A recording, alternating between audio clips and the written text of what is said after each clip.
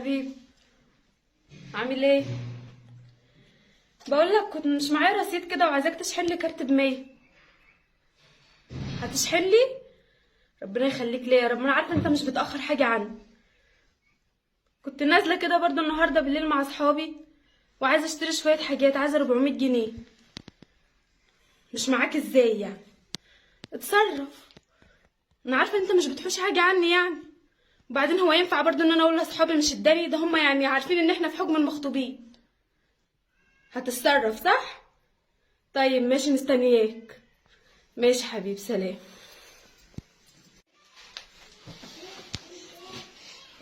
ايه يا ابني؟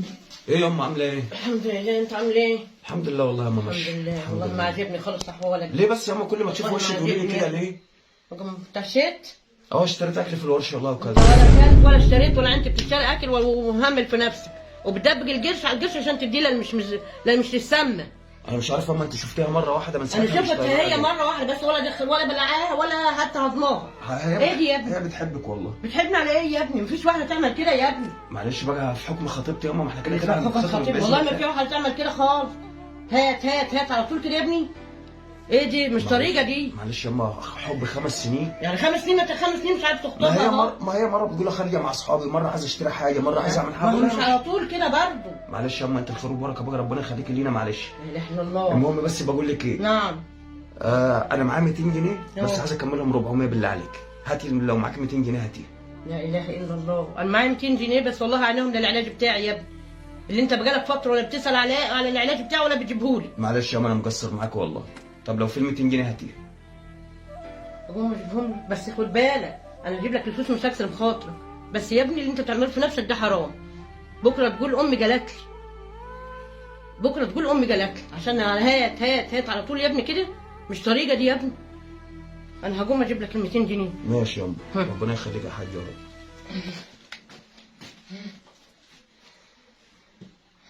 ايه يا نور؟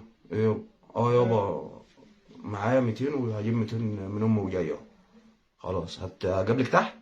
خلاص هجيب لك، هديك ال 400 وارجع على طول، انا كده كده لسه بلبس الورشه. ماشي يابا، انزلي لي بقى انا جايه. يلا سلام.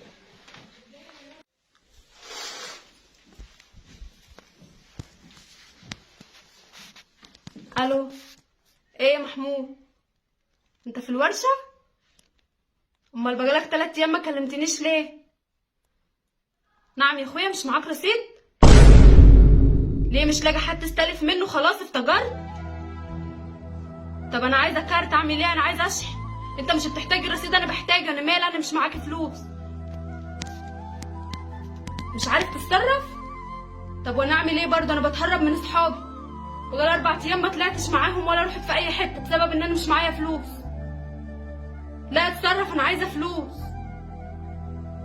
خلاص كده يعني مفيش امل معاك؟ مش معاكي فلوس خالص ولا عارف تتصرف؟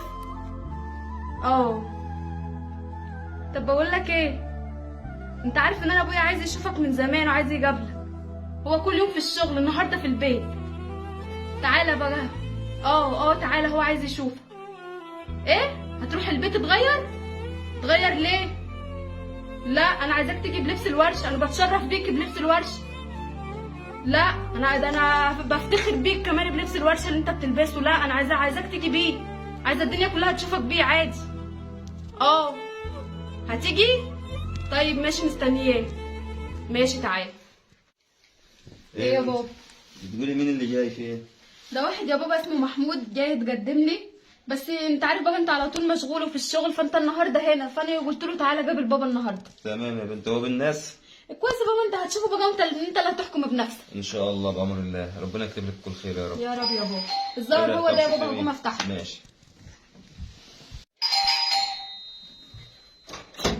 السلام عليكم. تعالى. ايه يا نور يا بنتي، لبس الورشه كده ما ينفعش يا بنتي. لما كنت رحت غيرت هدوم. انا بفتخر بيك لما بشوفك كده، ده معناه انك راجل. طب الحاج هيقول عليا ايه؟ بتقرع عشان تجيب القرش. ادخل يا بنتي، الحاج هيقول عليا ايه؟ يا عم ادخل. انا غير هدومه بقى. انا بتشرف بيك كده. ادخل. تحرجيني انت. لا مش هحرجك، ادخل. تعالى اتفضل.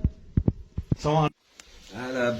السلام عليكم. ازيك يا عم محمد؟ معلش بقى هوسخ لك لا الكلام والله. يابا لا يابا اقعد. معلش هي ظروف بقى جت كده، وبعدين احنا مش غرب عن بعض لا، يعني. ربنا ان شاء الله يعينك. باذن الله هنبقى اهل باذن الله. ربنا يعينك ويوفقك يا حبيبي. ربنا يخليك يا عم الحاج. نورة بنتي قالت لي ان محمود عايز يقابلك. والله الانسه نوره بنتك يا خير ما ربيت بامانه.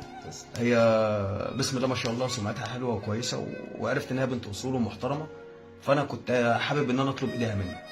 انا الحمد لله الدنيا مش هقول لك غني، بس مستور الحمد لله. معايا امي هي تعبانه شويه يعني، بتصرف علاج بس الحمد لله الدنيا بتمشي يعني. ربنا يخليها لك. وانا اوعدك ان انا على قد ما اقدر هنحت في الصخره عشان اخليها بس فرحانه ومبسوطه. وامي غلبانه والله، وانا ماليش اخوات بنات، هتعتبرها بنتها وهتحبها وتحطها فوق دماغها. امي غلبانه والله العظيم. ربنا يخليها لك يابا. ربنا انا يخليك. طبعا ما اقدرش اقول لك حاجه غير ان ناخد رايها بس. الراي في الاول والاخر رايها. مفيش مشكله يا عم الحاج. ايه رايك يا بنتي في الكلام اللي بيقوله محمود ده؟ رايي؟ اه، انت يا بابا بجد بتسالني على رايي؟ اكيد. هو حضرتك مش شايف منظره يعني، ولا شايف هدومه عامله ازاي؟ وانا هصوم وافطر على بصله؟ هو انا ناقصه غلب على غلبي؟ هو انا ناقصه انا هاخد واحد فقير ان شاء الله؟ انا عايزه واحد غني يصرف عليا، ما يقوليش ما معيش. وبعدين ده بيشتغل ويجيب الدواء لامه، هو يصرف على امه ولا يصرف عليا؟ مشيه والنبي يا بابا، انا مش ناقصه فقر، مشيه. ماشي يا بنتي. انا مش عارف اقول لك ايه، انت سمعت رايها يا ابني؟ انا سمعت يا حاج، سمعت بس مش مصدق. بص يا حاج، انا ما سمعتش ده، انا اتضربت على دماغي. بنتك دي يا حاج انا اعرفها بقالي 5 سنين، قسما بالله انا كنت بستخسر اجيب الدواء لامي، وكنت ببعت لها فلوس. ايوه اقول لها يا حاج ما تعمليش كده يا حاج، ده حقك، انت ليك حق تعمل اكتر من كده، وبنتك ليها حق. انا كنت زبون.